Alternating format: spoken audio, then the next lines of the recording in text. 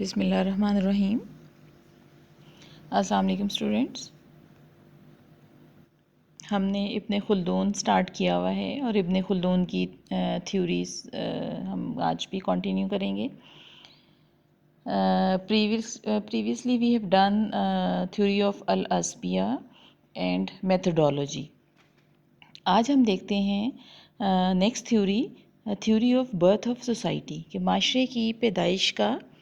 نظریہ۔ اب ابن خلدون نے اپنی اس تھیوری میں جو ہے وہ فوکس کیا ہے کہ انسان جو ہے کی گروپ لائف کو، کہ انسان یا فرد جو ہے وہ معاشرے میں اکیلا اپنی زندگی کی ضروریات حاصل نہیں کر سکتا جب تک کہ وہ دوسروں کی مدد حاصل نہ کرے۔ اب Khaldun describe that man can not live alone، he wants to live in groups to fulfill his various needs that are not possible without the help of his fellow human beings۔ کہ انسان کی جو ضروریات ہیں اللہ تعالیٰ نے اس کے لیے انسان کے لیے جو ضروریات جو ہیں اس کی سروائیول کے لیے ضروری رکھی ہیں، وہ اکیلا وہ پوری نہیں کر سکتا۔ ان کو پورا کرنے کے لیے دوسرے انسانوں کے یا دوسرے لوگوں کے تعاون کی ضرورت ہوتی ہے۔ تو یہ جو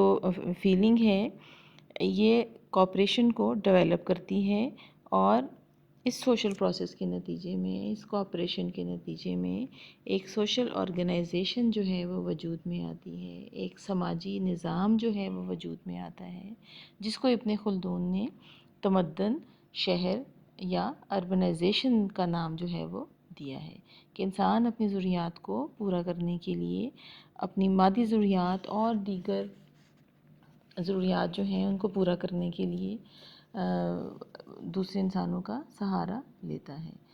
اور تعاون جو ہے اس سے ایسی معاشرتی تنظیم پیدا ہوتی ہے جس سے کہ ایک دوسرے کے ساتھ کے حقوق جو ہیں وہ معاشرے میں افراد جو ہیں وہ ایک دوسرے کے حقوق جو ہیں ان کو سلب نہیں کرتے، اور ایک دوسرے کے جو ضروریات ہیں ان کو پورا کرنے میں تعاون کرتے ہیں۔ ابن خلدون نے کہا کہ جب ایک سماجی تنظیم قائم ہو جائے تو اس کے بعد ایک تہذیب یا سویلائزیشن یا عمران کا ورڈ یوز کیا ابن خلدون نے، وہ وجود میں آتا ہے، اور اسے پھر اس سویلائزیشن کو آبادی کے مفہوم میں بعد میں عمرانیات میں استعمال کیا گیا۔ اب ابن خلدون نے کہا کہ جب تعاون وسیع بنیاد پر قائم ہو جائے تو وسیع اور طاقتور ریاست وجود میں آ جاتی ہے۔ اس حالت کو یا اس گروہی فیلنگ کو اس نے اسبیت کا نام دیا، اور اسے گروہی شعور بھی کہا،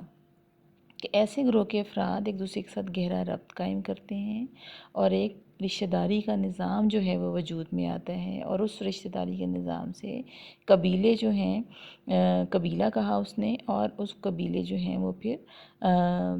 گروہ کی صورت جو ہے وہ اختیار کر لیتے ہیں۔ تو اس طرح سے افراد جب تعاون کے ذریعے اپنی گروہی زندگی کو وجود میں لاتے ہیں تو ایک معاشرے کی ابتدا ہوتی ہے، اور اس تعاون کی وجہ سے معاشرتی تنظیم قائم ہوتی ہے، جس سے انسانی تہذیب یا ثقافت جو ہے وہ وجود میں آتی ہے۔ ثقافت انسان کے یا معاشرے کے افراد کے رہنے سہنے کے جو طریقے ہیں وہ وجود میں آتے ہیں، اور اس طرح سے ایک معاشرے کا سٹرکچر جو ہے وہ بلڈ اپ ہوتا ہے، یہ ایک معاشرے کی جو ساخت ہے اس کی تشکیل میں مدد ملتی ہے۔ نیکسٹ تھیوری ابن خلدون کی ہم دیکھتے ہیں، theory of social change. Ibn Khaldun describe that the human society is ever changing. اب چینج جو ہے، سوشل چینج جو ہے، وہ عمرانیات کا ایک بہت امپورٹنٹ کانسیپٹ ہے، اور جنرلی جب ہم بات کرتے ہیں، سوسائٹیز کو اسٹڈی کرتے ہیں، تو ہم دیکھتے ہیں جب ہم اینشینٹ سوسائٹیز کو اسٹڈی کرتے ہیں اور آج کے جو ہمارے ماڈرن سوسائٹیز ہیں، ہمارے جو موجودہ معاشرے ہیں ان کو اسٹڈی کرتے ہیں، تو جو difference between ancient and modern societies ہمیں ملتا ہے وہ that difference is called social change یا سماجی تغیر. اور معاشرے جو ہیں ہیومن سوسائٹیز جو ہیں they are not static, they are dynamic, change آتا رہتا ہے. کچھ معاشرے جو ہیں وہ تیزی سے ان میں تبدیلیاں آتی ہیں، کچھ معاشرے جو ہیں وہ ان میں تبدیلی کی رفتار جو ہے وہ سلو ہوتی ہے. لیکن ایسا نہیں ہے کہ کوئی معاشرہ ایک جگہ پہ کھڑا رہے، بلکہ تبدیلیاں جو ہیں وہ آتی ہیں. اب ابن خلدون نے اپنے جو سماجی تغیر کے نظریے میں سوشل چینج کو ڈسکرائب کیا ہے، اس کے نزدیک کہ جب معاشرے میں الاسبیہ کی قوت جو ہے وہ کمزور پڑ جاتی ہے اور گروپ سالیڈیرٹی جو ہے وہ ویک ہو جاتی ہے، تو اس وقت معاشرے میں جو ہے وہ بد نظمی پیدا ہوتی ہے، ڈس آرگنائزیشن کا شکار ہوتے ہیں معاشرے، اور تبدیلی جو ہے یا سوشل چینج جو ہے وہ ان معاشروں میں آتی ہے. اور اس میں ہم دیکھتے ہیں کہ ابن خلدون نے کہا کہ جب ٹرائبس جو ہیں ان کی پاور کمزور پڑ جاتی ہے اور تو معاشروں میں تبدیلی جو ہے وہ آتی ہے. Those tribes that are out of power are raided by others and get control of the government. Ibn Khaldun has described 3 principles of social change. اب ابن خلدون نے کہا کہ جب عصبیت کی قوت کمزور پڑ جاتی ہے تو دوسرے قبیلے جو ہیں وہ اس سے فائدہ اٹھاتے ہیں اور جو ہے وہ حملہ کر کے حکومت جو ہے وہ چھین لیتے ہیں اور چینج جو ہے وہ آتی ہے. اب یہ تبدیلی جو ہے اس کے 3 پرنسپلز ہیں. جب کسی بھی معاشرے میں جب چینج آتی ہے تو اس میں وہ نمبر 1 پہ کہتا ہے کہ ابن خلدون نے کہا کہ جو physical boundaries of the state must stay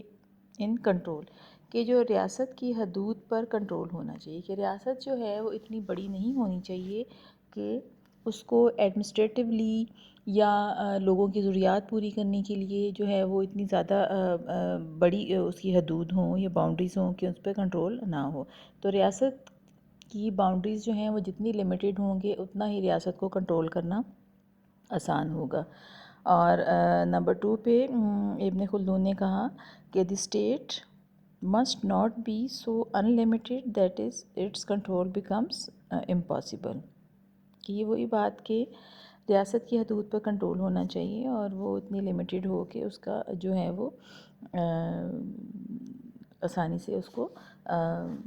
control کیا جا سکے. اور اس کے علاوہ ابن خلدون نے کہا کہ قوموں کا عروج اور زوال باری باری ہوتا ہے. اب رائز اینڈ فال جو ہے دیز آر دا 2 فینومیناز، یہ فیکٹس ہیں، فینومیناز ہیں کہ جس چیز کو عروج ہے اس کا زوال بھی ہے. یہ اللہ تعالیٰ نے فینومیناز جو ہیں وہ اس یونیورس میں رکھے ہیں. تو قومیں جو ہیں وہ ایک قوم جو ہے جس کا عروج ہوتا ہے تو دوسری کا زوال ہوتا ہے، ایک حکومت میں ہوتی ہے تو دوسری جو ہے وہ اس کی محکوم ہوتی ہیں. تو اس طرح سے یہ سلسلہ جو ہے وہ دنیا کا آگے بڑھتا ہے. اب ابن خلدون نے کہا کہ کسی بھی ریاست کی عمر جو ہے وہ جو اس کی ابن خلدون کی مختلف جو ٹریولنگ کے دوران جو ابن خلدون کی آبزرویشنز تھیں یا جو ایکسپیریمنٹس تھے ان کی روشنی میں ابن خلدون نے کہا کہ کسی بھی ریاست کی جو ایج ہے وہ 120 ہوتی ہے اور اس 120 ایئرس کو اس نے 3 سٹیجز میں یا ڈیوائڈ کیا ہے، 3 ادوار میں ڈیوائڈ کیا ہے کہ ہر دور جو ہے 120 میں سے ہر دور جو ہے وہ 40 سال کا ہوتا ہے. اور اس طرح سے کوئی بھی ریاست جو ہے وہ 120 سال کی اپنی مدت پوری کرنے کے بعد جو ہے وہ زوال پذیر ہوتی ہے. اب فرسٹ اسٹیج جو ہے سوشل چینج کے نظریے میں کہ کسی بھی معاشرے کا، جب ابن خلدون نے کہا کہ کسی بھی ریاست کی عمر جو ہے وہ 120 سال ہوتی ہے جو کہ 3 ادوار میں تقسیم کی اور ہر دور جو ہے وہ 40 سال کا ہوتا ہے. تو فرسٹ اسٹیج جو ہے پہلا جو اسٹیج ہے کسی بھی ریاست کے قائم ہونے کے بعد جو فرسٹ 40 ایئرز ہیں اس میں ابن خلدون نے اس جو فرسٹ اسٹیج ہے اس کو کہا کہ دس از ایوولوشن پیریڈ، کہ اس دور کو ارتقاء کا دور یا ارتقاء کی منزل جو ہے وہ کہا کہ اس دور میں قبیلے کے لوگوں میں وہ تمام صلاحیتیں یا وہ تمام ایبلٹیز جو ہیں وہ موجود ہوتی ہیں جو حکومت کے قیام کے لیے لازمی ہوتی ہیں، اور اس دور کو اس نے ایوولوشن کا دور کہا۔ اب ایوولوشن کو ہم عمرانیات کے حوالے سے ڈسکرائب کرتے ہیں کہ evolution of society it includes development and progress not on material grounds but more importantly in respect of human values، کہ ایوولوشن جو ہے، ارتقاء جو ہے وہ صرف مٹیریل گراؤنڈس پہ ہی کسی معاشرے میں امپورٹنٹ نہ ہو، بلکہ اس مٹیریل ڈیولپمنٹ سے زیادہ امپورٹنٹ جو ہے وہ ہیومن ویلیوز جو ہیں ان کا ایوولوشن جو ہے وہ ہے۔ اور اس دور میں قبیلے کے افراد میں عصبیت کا جذبہ بھی بہت زیادہ ہوتا ہے، اور ابن خلدون نے جیسے پہلے ہم نے ڈسکس کیا کہ عصبیت کا جذبہ جتنا زیادہ مضبوط ہوگا، عصبیت کی فورس جتنی زیادہ اسٹرانگ ہوگی، اتنا ہی وہ معاشرے جو ہیں وہ مضبوط ہوں گے۔ اور اس فرسٹ سٹیج میں، اس دور میں قبیلہ جو ہے وہ تمدنی اور مادی ترقی اور آسائش کے لحاظ سے جو ہے وہ کمزور ہوتا ہے، اتنی جو مٹیریل کلچر ہے وہ اتنا زیادہ اس کا اسٹرانگ نہیں ہوتا، یا اس سٹیج پہ کسی بھی قبیلے کے افراد کی زندگی جو ہے وہ سہولتوں سے یا آسائشوں سے بھرپور نہیں ہوتی۔ لیکن عصبیت کی طاقت جو ہے اس سٹیج پہ بہت زیادہ اسٹرانگ ہوتی ہے، جس کی بدولت حکمرانیت جو ہے وہ مضبوط ہوتی ہے، اور یہ دور جو ہے وہ بدوی معاشرے کے عروج کی ابتدا جو ہے وہ کہلاتا ہے۔ سیکنڈ سٹیج جس کی جو آتی ہے سوشل چینج میں، کسی قبیلے جو ہے وہ جب ایوولوشن کی منازل جو ہیں وہ طے کرتا ہے، اور اپنی حکمرانیت جو ہے وہ جب کسی بھی قبیلے یا ریاست کی مضبوط ہو جاتی ہے، تو پھر دوسرا مرحلہ جو ہے سیکنڈ سٹیج جو ہے اس کو ابن خلدون نے سیکنڈ سٹیج جو ہے اس کو کہا کہ یہ development and progress in economic aspect, کہ دوسرا دور مادی اور معاشی لحاظ سے ترقی کا دور کہلاتا ہے۔ اس دور میں تہذیب جو ہے وہ عروج پہ ہوتی ہے، اور معاشرے جو ہیں ترقی کر کے بدوی سے حضری کی طرف جو ہے وہ منتقل ہوتے ہیں۔ ابھی ہم اس کے بعد کی تھیوری جو ہے وہ بدوی اور حضری معاشروں کی پڑھیں گے کہ وہ کیا ہیں۔ کہ بدوی معاشرے کو ابن خلدون نے ہمارے جو رورل سوسائٹی ہے اسے تشبیہ دی ہے، اور حضری معاشرے کو اس نے اربن سوسائٹی سے جو ہے وہ تشبیہ دی ہے، کہ پہلے دور میں معاشروں میں یا قبائل میں دیہی معاشرے کی خصوصیات جو ہیں وہ عروج پہ ہوتی ہیں، جبکہ سیکنڈ سٹیج میں جب معاشرے جو ہیں یا کوئی بھی ریاست جو ہے وہ کوئی بھی قبیلہ اپنی اکنامک پروگریس یا ڈیولپمنٹ جو ہے اس میں آگے نکل جاتا ہے، اور تو معاشرے میں افراد جو ہیں ان کی زندگی میں ترقی اور آسائش جو ہے وہ آ جاتی ہے، تو معاشرے جو ہیں وہ پھر ان میں اربن سوسائٹی کی خصوصیات جو ہیں وہ آنا شروع ہو جاتی ہیں، اور یہ خصوصیات جو ہیں افراد کو لگزوریس بنا دیتی ہیں،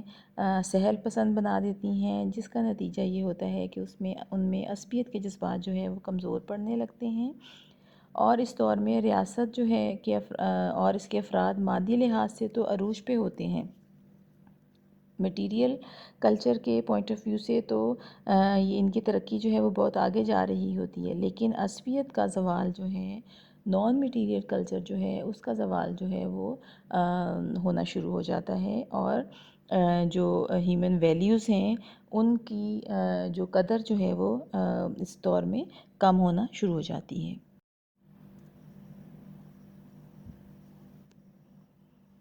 نیکسٹ تھیوری ابن خلدون کی، and the last one,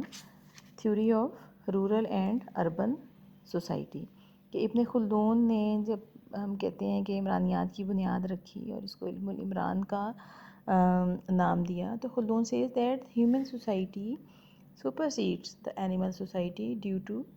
the following conditions, کہ انسانی معاشرہ جو ہے وہ حیوانی معاشرے سے کس طرح سے مختلف ہے، وہ کیا خواص ہیں جن کی وجہ سے ہم انسانی اور حیوانی معاشرے میں فرق جو ہیں وہ دیکھتے ہیں تو اس نے کہا کہ نمبر 1 اپنی عقل کی بنا پر، آن دا بیسس آف وزڈم، کہ انسان جو ہے اللہ تعالیٰ نے اس کو اشرف المخلوقات بنایا ہے، اس کو سوچنے سمجھنے کی صلاحیت دی ہے، عقل دی ہے۔ اور number 2 the need of supreme governor, کہ اقتدار اعلیٰ کی ضرورت، کہ معاشرے کو چلانے کے لیے ایک اقتدار اعلیٰ ہونا چاہیے جو کہ معاشرے کے افراد کی ضروریات کو بھی پورا کرنے کا ذمہ دار ہو، اور کسی بھی ریاست کو چلانے کے لیے قوانین بھی بنائے۔ اور number 3 search for the means of livelihood, کہ ذرائع معیشت کی تلاش۔ And number 4 living together with their fellow human beings leading to the development of the state، کہ اپنے بنی نوع انسان کے ساتھ رہنا، جس سے کہ جس کے نتیجے میں مستقل قصبے اور شہر جو ہیں وہ وجود میں آتے ہیں۔ تو یہ 4 خواص جو ہیں ابن خلدون نے کہا کہ یہ 4 خواص جو ہیں وہ کسی بھی معاشرے کے قیام کا سبب بنتے ہیں، اور انسان معاشرتی زندگی جو ہے وہ گزارنا پسند کرتا ہے، اور تاکہ وہ اس میں معاشرے میں رہ کے اپنی ضروریات جو ہیں وہ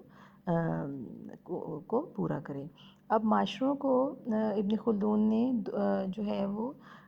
2 ٹائپس میں ڈیوائڈ کیا ہے،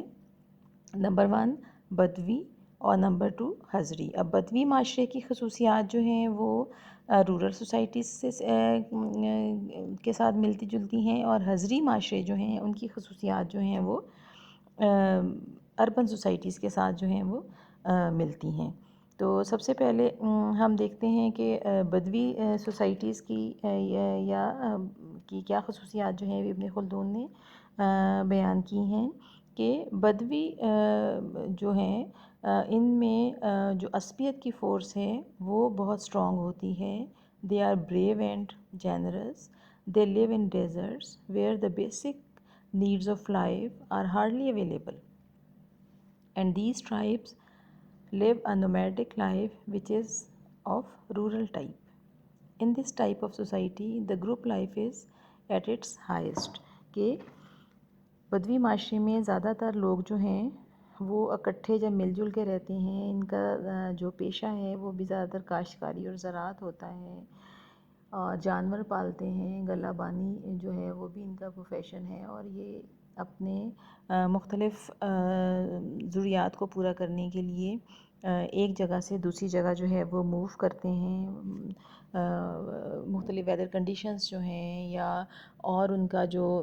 بیسکلی جو ڈپینڈ کرتا ہے وہ کاشتکاری پہ، تو پھر وہ ایسی جگہ پہ موو کرتے رہتے ہیں جہاں پر کہ یہ سہولتیں جو ہیں وہ ان کو آسانی سے اویلیبل ہوں،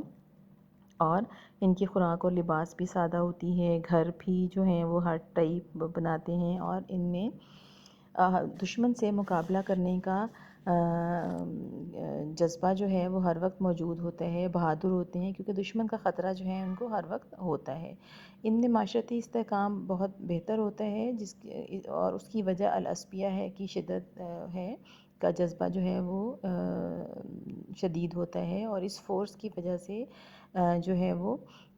یہ اپنے دشمن سے مقابلہ کرنے کے لیے ہر وقت تیار رہتے ہیں۔ اور جب یہ قبائل مقیم ہو جاتے ہیں، ایک جگہ پہ رہنا شروع ہو جاتے ہیں، تو افراد میں گروہی زندگی ان کی انفرادی کارکردگی کی بنا پر جاتی رہتی ہے، اور پھر جب یہ ایک جگہ پہ رہنا شروع کر دیتے ہیں تو ابن خلدون نے ان کو حضری معاشرہ یعنی شہری معاشرے کا نام جو ہے وہ دیا ہے۔ اب ہم دیکھتے ہیں کہ حضری معاشرے کی خصوصیات جو ہیں وہ ابن خلدون نے کیا بتائی ہیں، کہ جب بدوی معاشرے جو ہیں ایک جگہ پہ مقیم ہو جاتے ہیں تو وہ ان میں حضری معاشرے کی خصوصیات آ جاتی ہیں، اور حضری معاشرے میں جو ہے وہ it is like urban society, and these people depend upon the forces of army and police. That is why they are physically weak and coward. They cannot face the enemy bravely. They live a luxurious life which weakens their force of al-asbiya. معاشی طور پہ یہ لوگ خوشحال ہوتے ہیں، ان کی جو خوراک، لباس اور رہنے کا جو معیار ہے وہ بدوی معاشروں کی نسبت اعلیٰ ہوتا ہے، اور یہ عیش و عشرت کی زندگی جو ہے وہ گزارتے ہیں۔ اس کے علاوہ خود سے دشمن کا مقابلہ کرنے کی بجائے انہوں نے اپنی فورسز جو ہیں وہ بنائی بھی ہوتی ہیں، اپنی پولیس، اپنی فوج جو کہ حفاظت کرتی ہے باؤنڈریز کی، معاشرے کی، اور تہذیبی علوم و فنون کی ترقی کی وجہ سے ہذیب معاشرے کے افراد جو ہیں وہ مادی ثقافت میں بہت آگے ہوتے ہیں، لیکن ان میں عصبیت کا جذبہ جو ہے وہ کمزور ہوتا ہے۔ تو ابن خلدون کا ہسٹری اور بدوی معاشرے کا نظریہ جو ہے وہ ہمارے جو رورل اور اربن سوسائٹی ہے اس سے خصوصیات جو ہیں اس میں ہمیں نظر آتی ہیں، اور ابن خلدون نے کہا کہ آب و ہوا کے اثرات افراد کے کردار اور لوگوں کے رسم و رواج پر اثر ڈالتے ہیں۔ میدانی علاقوں اور پہاڑی علاقوں کے اور دیہی اور بلدیاتی علاقوں کے رہنے والوں کی معاشرتی زندگی ایک دوسرے سے مختلف ہوتی ہے۔ ہمارے ابن خلدون کے جو نظریات ہیں وہ کمپلیٹ ہوئے، جو کہ ہمارے سلیبس میں تھے، اور